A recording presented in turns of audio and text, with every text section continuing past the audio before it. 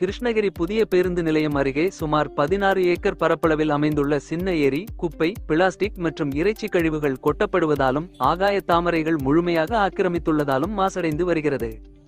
கடந்த காலங்களில் ஆண்டு முழுவதும் நீர் நிரம்பியிருந்த இந்த ஏரி முழுமையாக நிரம்பியதும் உபரி நீர் கால்வாய் வழியாக பாப்பாரப்பட்டி ஏரிக்கு சென்று சுற்றுவட்டார விவசாய நிலங்களுக்கு பாசன வசதியை வழங்கியது. மேலும் பழையப்பேட்டை மற்றும் சுற்றுவட்டார பகுதிகளின் நிலத்தடி நீர்மட்டத்திற்கும் முக்கிய ஆதாரமாக இருந்து வந்தது.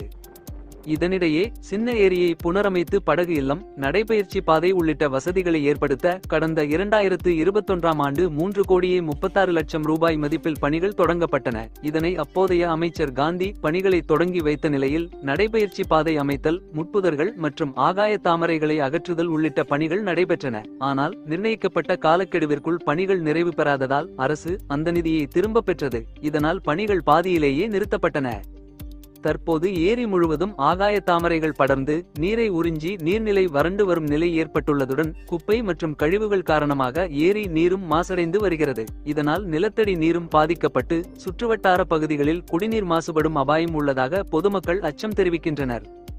இது குறித்து சமூக ஆர்வலரும் நுகர்வோர் பாதுகாப்பு சங்க மாநில தலைவருமான டாக்டர் சந்திரமோகன் பேட்டியளிக்கையில், ஆகாய தாமரைகள் மற்றும் கழிவுகளை அகற்றி ஏரியை முழுமையாக தூர்வாரி சீரமைப்பதுடன் படகு இல்லம், நடைபயிற்சி பாதை மற்றும் பொழுதுபோக்கு பூங்கா உள்ளிட்ட வசதிகளை ஏற்படுத்தி ஏரியை நிரந்தரமாக பராமரிக்க அரசு உடனடியாக நடவடிக்கை எடுக்க வேண்டும் என வலியுறுத்தினார்.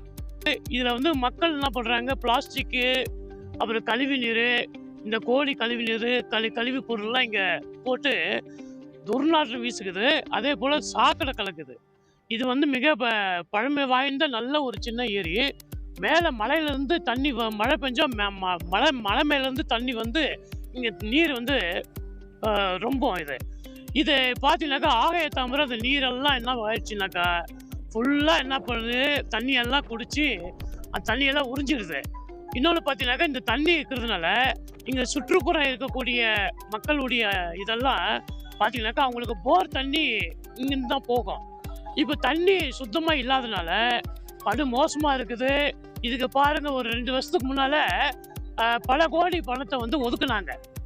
இதை என்ன செய்யுது, நடைபாதை கொண்டு வரணும், அதே போல் பராமரிக்கணும், படகு விடணும், அப்புறம் பல்வேறு திட்டங்கள்லாம் சொல்லி இதை பல கோடி ஒதுக்குனாங்க.